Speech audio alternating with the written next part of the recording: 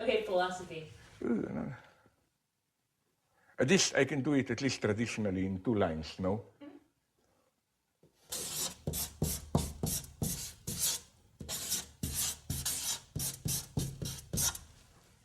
Philosophy does not solve problems. The duty of philosophy is not to solve problems, but to redefine problems. To show how what we experience as a problem is a false problem. If what we experience as a problem is a true problem, then you don't need philosophy. For example, let's say that now there would be a deadly virus coming from outer space, so not in any way mediated through our human history, and it would threaten all of us. We don't need basically philosophy there. We simply need good science desperately to find, we would desperately need good science to find the solution to stop this virus. We don't need philosophy there because the threat is a real threat directly. You cannot play philosophical tricks and say, no, this is not the, you know what I mean? It's simply our life would be in, or, okay, the more vulgar, even simpler science fiction scenario. It's kind of Armageddon or whatever, no deep impact, a big comet threatening to hit Earth. You don't need philosophy here. You need, I don't know, to be a little bit naive, I don't know, strong atomic bombs to explode, maybe. I think it's maybe too utopian, but you know what I mean. I mean, the threat is there, you see it. In such a situation, you don't need philosophy. I don't think that philosophers ever provided answers, but I think this was the greatness of philosophy. No, not in this common sense that the philosophers just ask us questions and so on. I mean, what is philosophy? Philosophy is not what some people think, some crazy exercise in absolute truth, and then you can adopt, you know, this skeptical attitude. We, true scientists, are dealing with actual, measurable, solvable problems. Philosophers just ask stupid metaphysical questions and so on, play with absolute truth, which we all know is inaccessible. No, I think philosophy is a very modest discipline. Philosophy asks a different question, the true philosophy. How does a philosopher approach the problem of freedom? It's not, are we free or not? Is there God or not? It asks a simple question, which would be called a hermeneutic question. What does it mean to be free? So this is what philosophy basically does. It just asks, when we use certain notions, when we do certain acts and so on, what is the implicit horizon of understanding? It doesn't ask these stupid ideal questions, is there truth? No. The question is, what do you mean when you say this is true? So you can see, it's a very modest thing, philosophy. Philosophers are not the madmen who search for some eternal truth and so on and so on.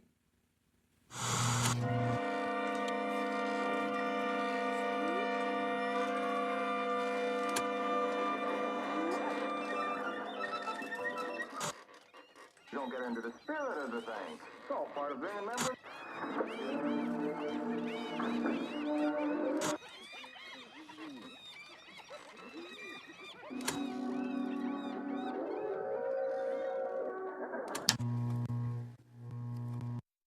What we encounter here, I think, is precisely Lacan's reversal of the famous Dostoevsky motto, if God doesn't exist, everything is permitted. If God doesn't exist, everything is prohibited. How? On the one hand, again, you are allowed to have a full life of happiness and pleasure, but in order precisely to be happy and so on, you should avoid dangerous excesses, so at the end, everything is prohibited. I mean, you cannot eat fat, you cannot have coffee, you cannot have nothing, precisely in order to enjoy it. So today's hedonism combines pleasure with constraint. It is no longer the old notion of the right measure between pleasure and constraint. Like sex, yes, but not too much, proper measure. No, it's something much more paradoxical. It's a kind of immediate coincidence of the two extremes. Like, it's as if action and reaction coincide. The very thing which causes damage should already be the counteragent, the medicine. The ultimate example I encountered recently in California, I don't know if you can buy it also here in New York, is a chocolate laxative. And there it says, as a propaganda, do you have still constipation? Eat more of this chocolate. Like, no, the thing is already its own counteragent. And the negative proof of the hegemony of this stance, I think, is the fact that today, the true unconstrained consumption in all its main forms, drugs, free sex, smoking, is emerging as the main danger.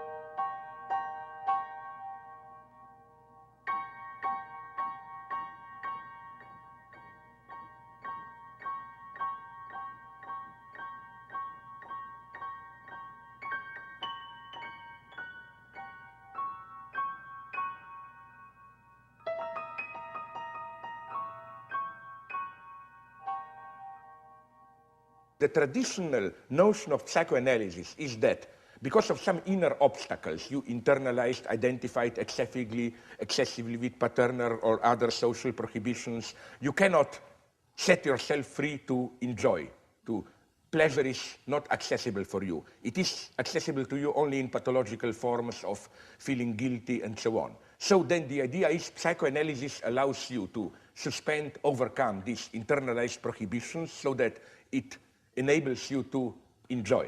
The problem today is that the commandment of the ruling ideology is enjoy in different ways. It can be sexual enjoyment, consumption, commodity enjoyment, up to spiritual enjoyment, realize yourself, whatever.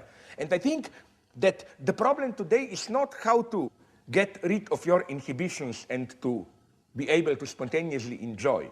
The problem is how to get rid of this injunction to enjoy. Organizations such as the New York Psychoanalytic Institute have helped gain general acceptance for theories considered radical when first advanced some 50 years ago by Dr. Sigmund Freud. The relationship between childhood frustrations and disturbed adult behavior has been clearly traced by such authorities as Dr. René Spitz of New York. Distressing experiences in childhood may set up patterns which in later life will produce mental conflicts. Such conflicts lead to the same feeling of insecurity which was felt as a child. When such conflicts paralyze the individual, preventing him from acting freely, he is said to have a neurosis. Let us see how a neurosis develops. My eternal fear is that if for a brief moment I stopped talking, you know, the whole spectacular appearance would disintegrate, people would think there is nobody and nothing there. And this is my fear, as if I am nothing who pretends all the time to be somebody and has to be hyperactive all the time just to fascinate people enough so that they don't notice that there is nothing.